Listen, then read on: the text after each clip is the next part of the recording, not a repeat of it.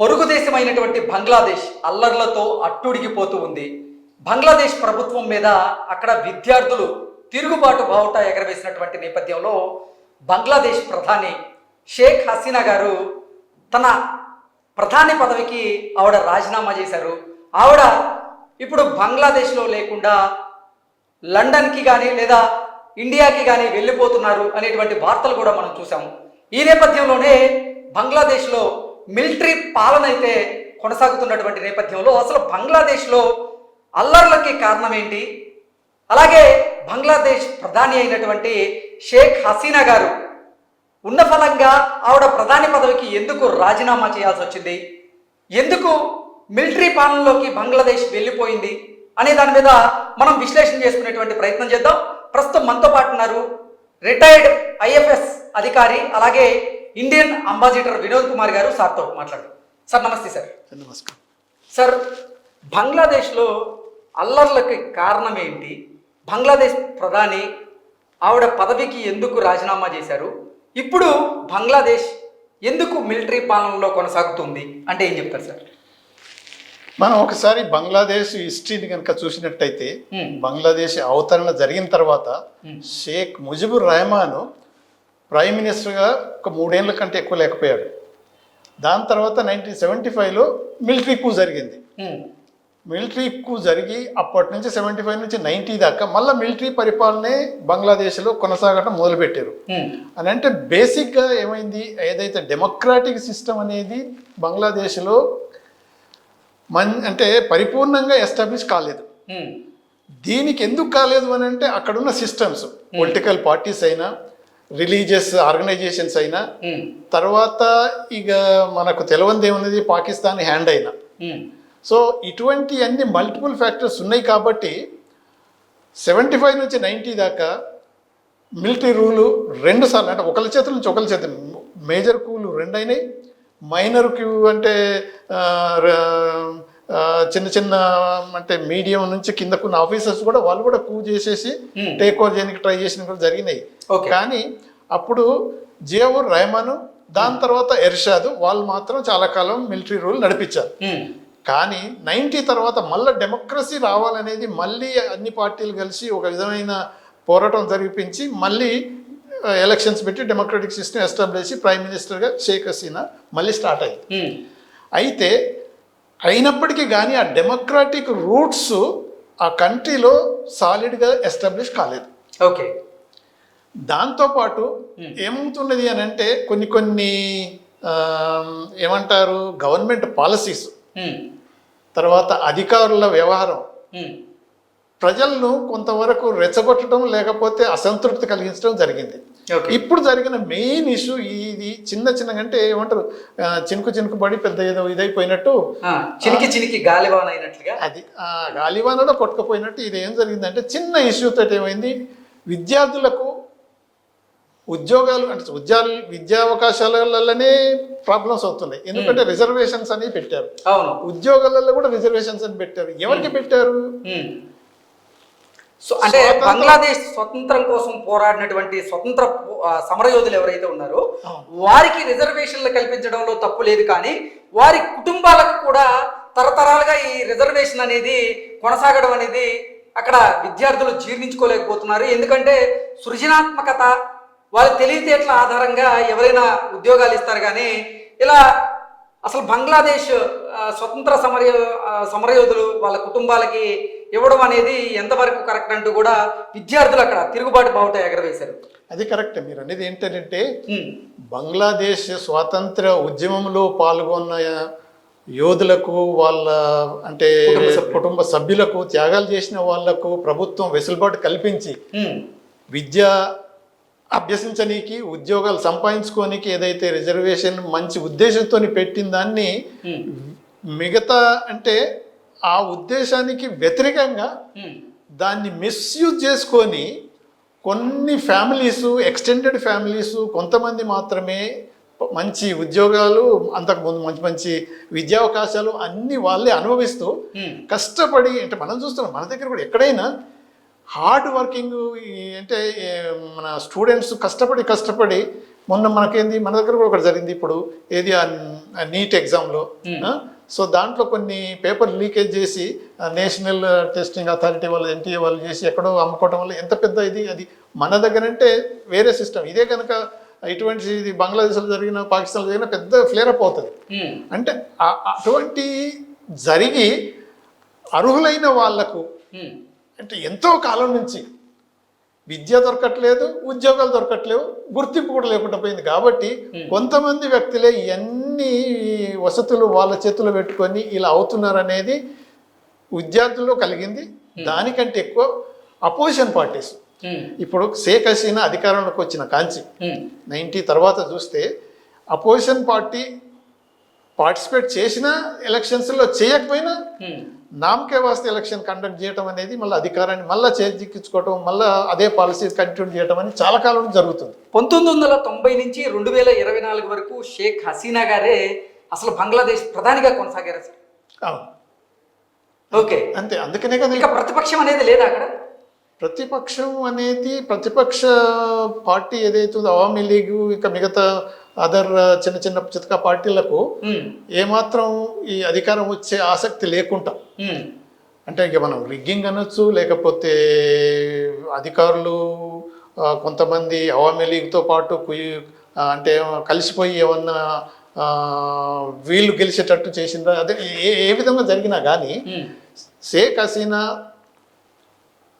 న్యాయమైన ఎన్నికలు జరిగి డెమోక్రాటిక్ ఎలక్షన్స్లో గెలిచి వచ్చి అధికారం చేపట్టినట్టయితే లేదు. ఓకే, రీసెంట్ ఎలక్షన్స్లో కూడా అసలు అపోజిషన్ పార్టీలే పార్టిసిపేట్ చేయలేదు. అయినా కానీ మొత్తం ఎలక్షన్స్ అయిపోయినాయి, డిక్లేర్ చేశారు, తను అధికారంలోకి వచ్చింది, మళ్ళీ గవర్నమెంట్ను ఫామ్ చేసింది.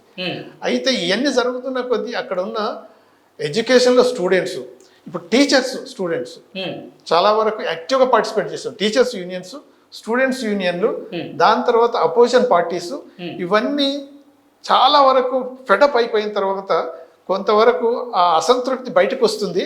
అప్పుడే తెలిసిపోయింది. అయినా కానీ షేక్ హసీనా కోటరీ కొంతమంది ఉంటారు కదా, వాళ్ళు దాని అంతా పట్టించుకోలేదు. తర్వాత మిలిటరీ వాళ్ళు కూడా ఏంటంటే వెయిట్ అండ్ వాచ్ పద్ధతిలో ఉన్నారు మొన్నటి వరకు. ఓకే, అంటే ఎటు స్వింగ్ అవుతుంది ఇది మూమెంట్ అనేది. అయినా కానీ అడ్వైజ్ చేస్తూనే ఉన్నారు షేక్ హసీనాకి ఏంటంటే ఇది కంటైన్ చేయాలి, నువ్వు పదవిని తప్పించుకొని ఇంకొకరిని పెట్టాలి, అది ఏదన్నా అడ్వైజ్ ఇచ్చినా కానీ ఆవిడ పట్టించుకోలేదు.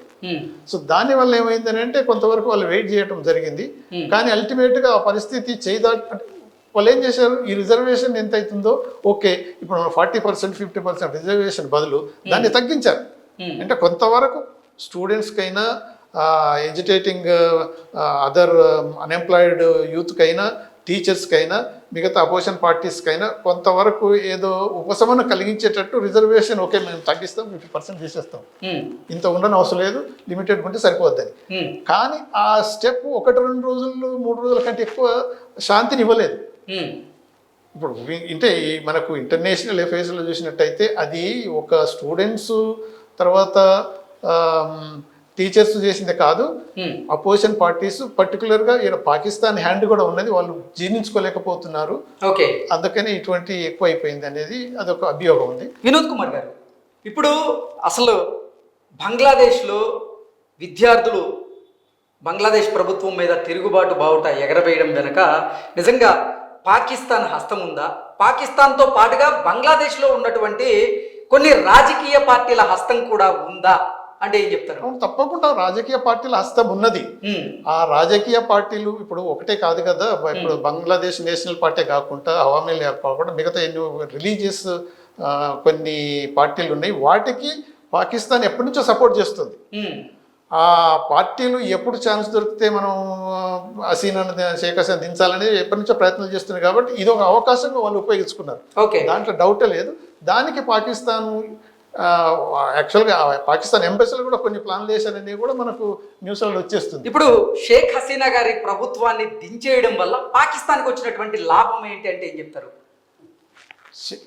మంచి క్వశ్చన్ వేశారు. ఇప్పుడు ఏంటంటే షేక్ హసీనా ఏమైంది, ఎందుకు ఇలా అంటే షేక్ హసీనా ఇండియాకు క్లోజ్ కావటం పెట్టింది. ఇప్పుడు చూసాం కదా, ఇప్పటికి మొన్నగా రీసెంట్ కూడా విజిట్ చేసిపోయి, అవును. అంతకుముందు కూడా విజిట్స్ ఎన్నోసార్లు వచ్చింది. మా ప్రైమ్ మినిస్టర్ కు బంగ్లాదేశ్ ప్రైమ్ మినిస్టర్ షేక్ హసీనాకు మంచిగా అంటే అవినవం అంటే మంచి అండర్స్టాండింగ్ ఉంది, మంచి ఇండియాతో మంచి రిలేషన్స్ ఉన్నాయి, ఇచ్చిపుచ్చుకోవటం. మనం ఎన్నో అంటే even border dispute, land dispute కూడా సాల్వ్ చేసుకున్నాము. తర్వాత ట్రేడ్లో కూడా మనం వాళ్ళకు ఏదైతే రూట్ ఉంటుందో దాన్ని కూడా అంటే ఒక దారి పెట్టి మన దగ్గర నుంచి ఈవెన్ ఎలక్ట్రిసిటీ కూడా మనం ఎక్స్పోర్ట్ చేయడానికి, తర్వాత గ్యాస్ పైప్ లైన్స్ ఇవన్నీ ఆలోచిస్తున్నాం. ఇటువంటివన్నీ పాకిస్తాన్కు నచ్చదు. ఓకే. సో ఇండైరెక్ట్ గా బంగ్లాదేశ్ షేక్ హసీనా గారు ఇండియాతో అలాగే ప్రధాని మోదీ గారితో సత్సంబంధాలు పెట్టుకున్నటువంటి నేపథ్యంలోనే ఎట్టి పరిస్థితుల్లో షేక్ హసీనా గారి ప్రభుత్వాన్ని కూలదొయ్యాలి అనేటువంటి కుట్రతోనే పాకిస్తాన్ ఇక్కడ బంగ్లాదేశ్లో ఉన్నటువంటి కొంతమంది విద్యార్థులతో, రాజకీయ పార్టీలతో వారు చేతులు కలిపి ఇప్పుడు ఈ అంటే బంగ్లాదేశ్లో అల్లర్లకి కారణమయ్యారా? అంటే కరెక్టే. ఇప్పుడు 100% పాకిస్తాన్ ఇన్స్టిగేట్ చేస్తేనే ఇదంతా జరిగింది అనలేము, కానీ పాకిస్తాన్ హస్తం కూడా ఉంటుంది. పాకిస్తాన్ హస్తం ఉన్నది, అవకాశాన్ని ఉపయోగించుకున్నది, ఓకే, దాంట్లో డౌటే లేదు. పాకిస్తాన్ పాకిస్తాన్ ఉన్న కొన్ని పొలిటికల్ పార్టీస్ యాక్టివ్గా పార్టిసిపేట్ చేసిన ఈ మూమెంట్లో ఈ అవకాశాన్ని ఉపయోగించుకొని షేక్ హసీనాను దించేసింది. కానీ ఇప్పుడున్న మిలిటరీ రూలర్ ఏదైతే అనౌన్స్ చేశాడో, నేను I have taken the rains in to my hands and నేను ఇప్పుడు కంట్రోల్ చేస్తాను 1-2 రోజులు అనేసాడు. ఆయన ప్రెసిడెంట్ గెలిచాడు, మిగతా పార్టీలను గెలిచాడు. ఆయన షేక్ హసీనాకు బంధువు. ఓకే. అంటే ఇప్పుడు అసలు మిలిటరీ పాలనలో బంగ్లాదేశ్ ఉన్నటువంటి నేపథ్యంలో మిలిటరీ కమాండర్ ఎవరు? ఇప్పుడు మిలిటరీ చీఫ్ ఎవరైతే ఉన్నారో వేకరుల్ జమాన్ అని, ఆయన ఇప్పుడు దానికి మిలిటరీ హెడ్. ఆయనే ఇప్పుడు has taken power in to his hand. నేను హస్తగతం చేసుకున్నాను అధికారాన్ని, త్వరలో ప్రభుత్వాన్ని ఏర్పాటు చేస్తాం. అంటే ఇక ఉండాలి కదా ప్రైమ్ మినిస్టర్లు అవన్నీ ఉండాలి కదా. దాని గురించి ప్రెసిడెంట్తో డిస్కషన్ చేస్తున్నాను, పార్టీలతో డిస్కస్ చేస్తున్నాను అని చెప్పాడు. సో అది కూడా న్యాచురల్గా ఏదో ఇక మామూలు కదా, డిక్టేటర్షిప్లో ప్రెసిడెంట్ మన మిలిటరీ రూళ్ళల్లో అదొక ఏమంటారు ఫెకేడ్ అంటే అదొక ఫేస్లో వాళ్ళని పెట్టేస్తారు, రూల్ అంతా వీళ్ళు చేస్తారు. అది ఎంతకాలం అలా నడిపిస్తారు అనేది వేచి చూడాల్సి వస్తుంది. కాకపోతే ఏంటంటే ఇప్పుడు మిలిటరీ అయితే అడ్వైజ్ చేసింది షేక్ హసీనాకు, నువ్వు రిజైన్ చేసి సేఫ్ ప్లేస్కి వెళ్ళిపోవాలి, నువ్వు ఇక్కడ ఉండటం మంచిది కాదని అడ్వైజ్ చేస్తే ఆవిడ విన్నది. సో మరి ఇప్పుడు పరిస్థితులు ఎలా మారుతాయి అనేది మనకు అంటే మన పొరుగు దేశం కాబట్టి మంచి సత్సంబంధాలు ఉన్నాయి కాబట్టి మనం ఇప్పుడు పాకిస్తాన్ ఎలాగో మనకు అంటే శత్రు దేశంగా 2 విధాలుగా నడుస్తున్నప్పుడు మిత్రు దేశంగా మనకు పక్కన బంగ్లాదేశ్ ఉండటం చాలా వరకు కొంతవరకు మంచిగానే ఉంది ఇప్పటికీ. కానీ తర్వాత డెవలప్మెంట్స్ ఎలా అవుతాయి అక్కడనే కనుక మిలిటరీ రూల్ కంటిన్యూ అయ్యి పాకిస్తాన్ యుద్ధంగా మళ్ళీ వాళ్ళు క్లోజ్ అయిపోతే మనకు కొద్దిగా అంటే ఇరిటేషన్. ఓకే, అందువల్ల మనం కొద్దిగా అందుకని మనం ఇంకా ఇప్పటిదాకా మన ప్రైమ్ మినిస్టర్ కానీ మన లీడర్స్ కానీ గవర్నమెంట్ కానీ ఇంకా కామెంట్ చేయలేదు. సో వేచి చూడాల్సిన పరిస్థితిలో ఉన్నాం. ఓకే. బంగ్లాదేశ్ ప్రధానిగా షేక్ హసీనా గారు రాజీనామా చేసి ఆవిడ బంగ్లాదేశ్ నుంచి పారిపోయారు అనేటువంటి వార్తలు ఇప్పుడు కొన్ని మనం చూస్తూ ఉన్నాం. ఆవిడ ప్రత్యేకమైనటువంటి విమానంలో లండన్ వెళ్తున్నారు అని ఒక వార్త, లేదు పొరుగు రాష్ట్రమైనటువంటి మన దేశానికే అంటే భారతదేశానికే ఆవిడ రాబోతున్నారు అనేటువంటి మరో వార్త ఇప్పుడు మెయిన్ స్ట్రీమ్లో చక్కర్లు కొడుతూ ఉంది. ఏంటి సార్ ఇంతకీ షేక్ హసీనా గారు ప్రత్యేకమైనటువంటి విమానంలో లండన్ వెళ్ళబోతున్నారా, లేదంటే భారతదేశంతో షేక్ హసీనా గారికి సత్సంబంధాలు ఉన్నటువంటి నేపథ్యంలో ఇండియాకు వచ్చేటువంటి అవకాశం ఉందా అంటే ఏం చెప్తారు? ఇప్పుడు ఒక విధమైన మాట ఏంటంటే షేక్ హసీనా గారు ఇండియాలో ఉండదు. ఒకవేళ ట్రాన్సిట్ ఇండియాకి వచ్చి ఇలా లండన్కి వెళ్ళిపోతుంది. ఓకే. ఎందుకు అని అంటే మన పొరుగు దేశం కాబట్టి ఇక్కడే ఉండటం వల్ల మనకు చాలా వరకు ఏమంటారు అని అంటే ఇరిటేషన్, కాన్ఫ్లిక్ట్స్ ఇవన్నీ వస్తాయి. కాబట్టి వాళ్ళ మిలిటరీ అడ్వైజ్ ప్రకారం ఆవిడ వదిలిపెట్టిపోతుంది. మిలిటరీ అడ్వైజ్ చేయదు మన పక్క దేశంలోని ఇండియాలోనే ఉండవని. ఎందుకంటే అక్కడున్న పొలిటికల్ పార్టీస్ ఏతున్నాయో యాంటీ ఇండియా ప్రో పాకిస్తాన్ ఉన్న పొలిటికల్ పార్టీస్ ఇది ఒక అవకాశం చేసుకొని ఇంకా గొడవలు చేస్తారు. అందుకని అలా కాకుండా ఆవిడదే హెలికాప్టర్లు బయలుదేరినట్టు అన్ని చూపిస్తున్నారు. ఒకవేళ అదే కరెక్ట్ కనుక అయితే మిలిటరీ అరేంజ్ చేస్తే ఒక ప్రైమ్ మినిస్టర్ ఎక్కడ పోలంటే అక్కడ ఎన్ని ఏర్పాట్లు జరుగుతాయి. సో మిగతా అంటే అసలు ఒక దేశానికి సంబంధించినటువంటి ప్రధాని హెలికాప్టర్లో బంగ్లాదేశ్ నుంచి లండన్ వెళ్ళగలరా లేదు, అలా హెలికాప్టర్లు మా అమ్మ ఊగురదు. ఎందుకంటే మనం శ్రీలంక ప్రెసిడెంట్ దేశాన్ని వదిలిపెట్టిపోయినప్పుడు చూసాం. అది యాక్చువల్గా మంచి ఫ్లైట్ అరేంజ్మెంట్ చేసి అలా మిలిటరీ వాళ్ళు అంటే ఫెసిలిటేట్ చేసి పంపించారు. అదే పద్ధతులు ఇలా జరిగింది. కాకపోతే ఏమైందంటే ఒక స్మాల్ డిస్టెన్స్కు పంపించేసి మళ్ళీ తర్వాత మిగతా ఏర్పాట్లు చేస్తారు. ఆవిడ ఒకతే వెళ్ళలేదు, ఫ్యామిలీతో పాటు మిగతా మెంబర్స్, కజిన్ వాళ్ళంతా వెళ్ళారు కాబట్టి సేఫ్గానే మళ్ళీ లండన్కే పోవచ్చు, లేకపోతే మిడిల్ ఈస్ట్లో మన గల్ఫ్లో కానీ ఎక్కడైనా వెళ్ళొచ్చు. ఓకే, అంటే విద్యార్థులు తిరుగుబాటు చేసినటువంటి నేపథ్యంలోనే అక్కడ ఉంటే ప్రమాదం అని భావించే మిలిటరీ వారే షేక్ హసీనా గారిని, వారి కుటుంబ సభ్యుల్ని బంగ్లాదేశ్లో ఉండకుండా ఇతర దేశాలకు పంపించే ప్రయత్నం చేశారా అంటే ఏం చెప్తారు? చాలా వరకు కరెక్ట్ అది. ఎందుకంటే మిలిటరీ లాస్ట్ స్టెప్ తీసుకొని పంపించడం అనేది ఏదైతే జరిగిందో ఆవిడ సేఫ్టీ గురించి కూడా ఆవిడ చెప్పడం జరిగింది. ఎందుకంటే పరిస్థితులు జరగకముందే, ఇంకా పెద్దగా రివోల్ట్ ఏదైనా జరగకముందే మీరు వెళ్ళిపోతే మంచిదని పంపించేశారు. అందువల్ల ఏమైందంటే ఈ 1-2 రోజుల్లో మేము అంటే కమాండర్ ఇన్ చీఫ్, అదే మిలిటరీకి చీఫ్ అన్నాడు కదా వకరుల్ జమాన్, మేము ఇమ్మీడియట్గా తగ్గిస్తాము, 1-2 రోజులు అన్ని నార్మలైజ్ చేసేస్తాం, అందరితో మాట్లాడతాం. అందుకని ఇప్పుడు అన్నీ కూడా షూటింగ్లు, డెత్స్ అని ఇంకేం జరగట్లేదు. హసీనా వెళ్ళిపోయారు అనగానే అన్నీ తగ్గిపోతాయి. ఓకే సార్, మీరు ఇండియాకి అంబాసిడర్గా పనిచేసినటువంటి నేపథ్యంలో ఇటువంటి సిచ్యువేషన్లో మామూలుగా అంటే ఏదైనా ఇటువంటి సిచ్యువేషన్ మన పొరుగు దేశాలకు గనక ఎదురైనప్పుడు మీరు ఆ దేశపు అంబాసిడర్లతో ఎటువంటి సంప్రదింపులు చేస్తారు? నార్మల్గా ఇప్పుడు ఈ పరిస్థితులు ఒకటే సడన్గా వచ్చినాయి కావు. ఇది ఆల్మోస్ట్ ఒక 1 వీక్ కంటే ఎక్కువ నుంచే సీరియస్గా మన డిస్కషన్ అవుతుంది. మన ఎంబసీ, మన హై కమిషన్ అంటాం బంగ్లాదేశ్లో ఉండేది, ఎందుకంటే బ్రిటిష్ వాళ్ళ సిస్టమ్ కాబట్టి మన హై కమిషన్ ఢాకాలో మొత్తం మనకు మినిస్ట్రీకి మొత్తం ఫీడ్ చేస్తూనే ఉంది. అవర్ టు అవర్ ఏం జరుగుతుంది, ఎలా మూవ్ అవుతుంది, అవన్నీ మనం గమనిస్తూనే ఉంటాం. మన సిటిజన్స్ కూడా అక్కడ సేఫ్టీ ఎలా ఉండాలని అవి కూడా చూసుకుంటాం. సో ఇవన్నీ చేస్తూ ఒకవేళ వీలైతే మనం కూడా అడ్వైజ్ చేస్తాం. ఓకే, శ్రీలంకకైనా చేసాము, బంగ్లాదేశ్ కూడా చేస్తాం. నార్మల్గా ఇది జరుగుతుంది.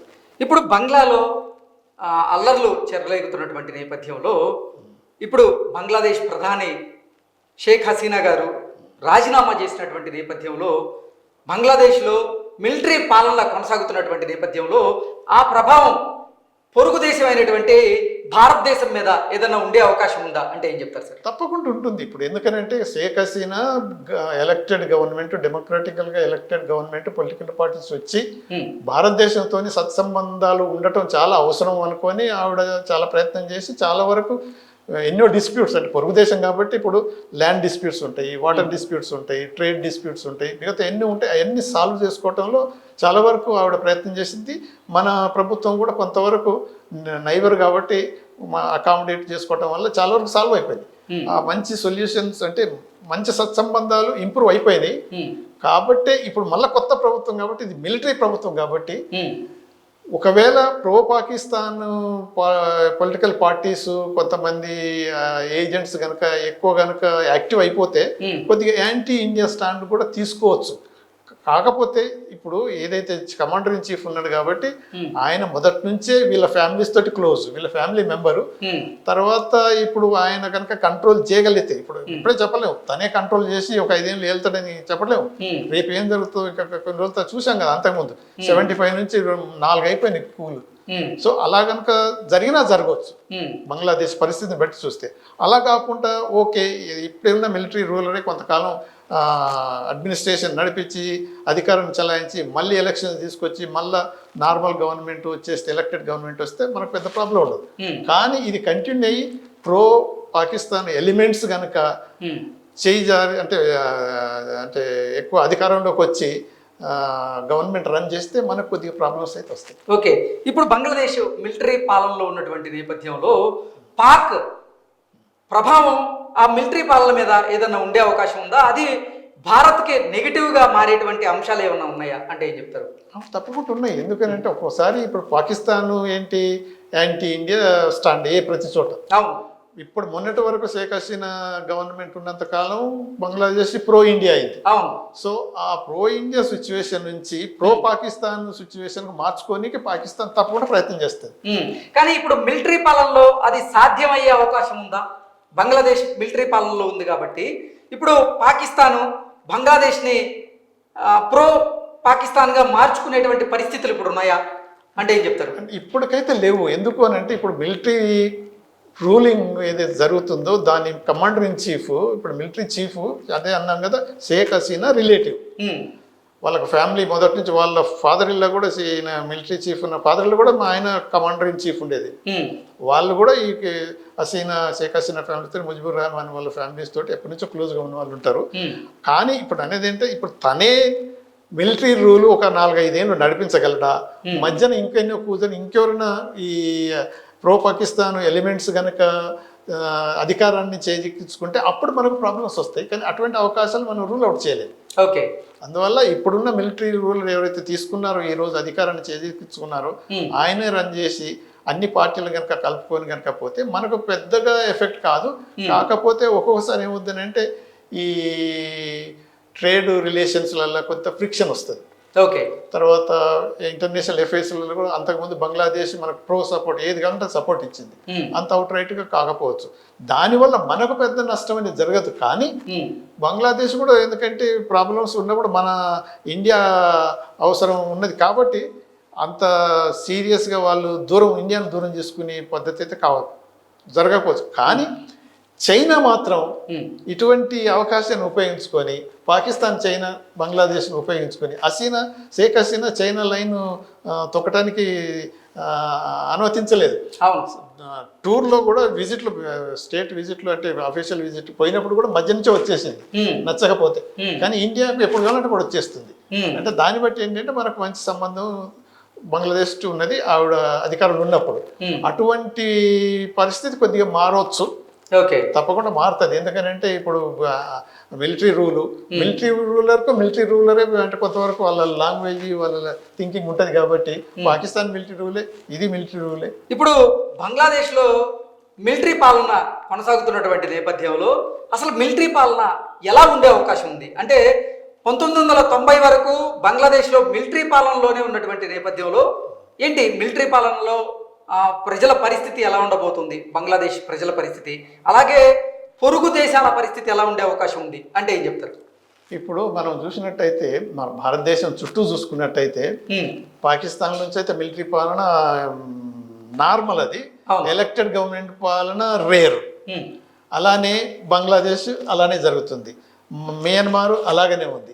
అంటే ఈ దేశాలను చూసినట్టయితే ఏమవుతుంది, ఈ మిలిటరీ రూల్ కనుక వచ్చినట్టయితే దేశాభివృద్ధి జరగదు, ప్రజలకు ఏమంటారు ఫ్రీడమ్ ఉండదు, అభివృద్ధి జరగదు. అందుకనే ఒకసారి అంటాం కదా పాకిస్తాన్కు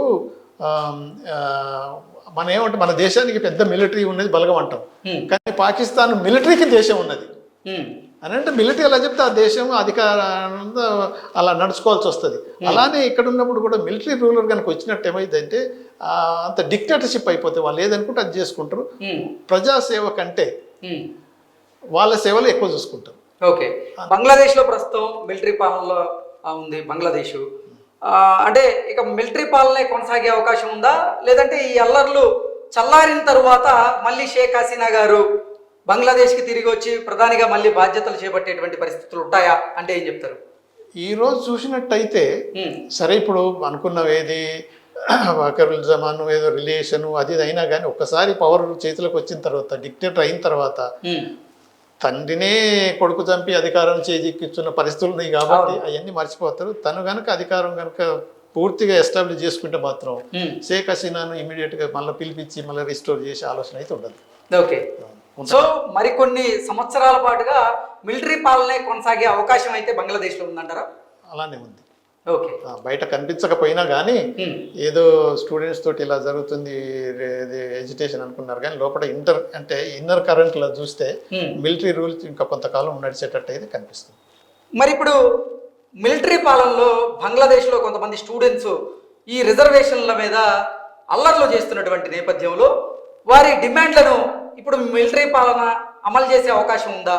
వారి డిమాండ్లు ఏవైతే ఉన్నాయో ఆ డిమాండ్లను వీరు నెరవేర్చే పరిస్థితి ఉందా అంటే ఏం చెప్తారు సార్? ఆయన ఫస్ట్ అధికారాన్ని చేకించుకొని డిక్లేర్ చేసినప్పుడు అనేసినట్టు మీ డిమాండ్స్ అన్నీ నేను యాక్సెప్ట్ చేస్తాను, మీరు అల్లర్లు బంద్ చేసుకోండి, ఇంటికి వెళ్ళండి అన్నాడు. ఓకే, సింపుల్ అది. ఓకే, సో డిమాండ్లను ఓకే, ఆ రిజర్వేషన్ తీసేసినా కానీ మిలిటరీ రూల్ కాబట్టి వాళ్ళు ఏదనుకుంటుంది ఎప్పుడైనా చేయొచ్చు. ఓకే, ప్రస్తుతానికి కామ్ డౌన్ చేయనీకి ఇమ్మీడియట్గా ఓకే మేము రిజర్వేషన్స్ తీసేసాము అబ్బా లిస్ట్, ఒక కొంతకాలం తర్వాత వాళ్ళకి అవసరాన్ని బట్టి ఇంకొక కొత్త రూల్ అని తేవచ్చు. కానీ ఇప్పుడైతే అవాలిజ్ చేసేస్తారు, ఓకే డిమాండ్స్ అన్ని యాక్సెప్ట్ చేసిన ఉంటారు, చేస్తారు. Okay sir, thank you so much.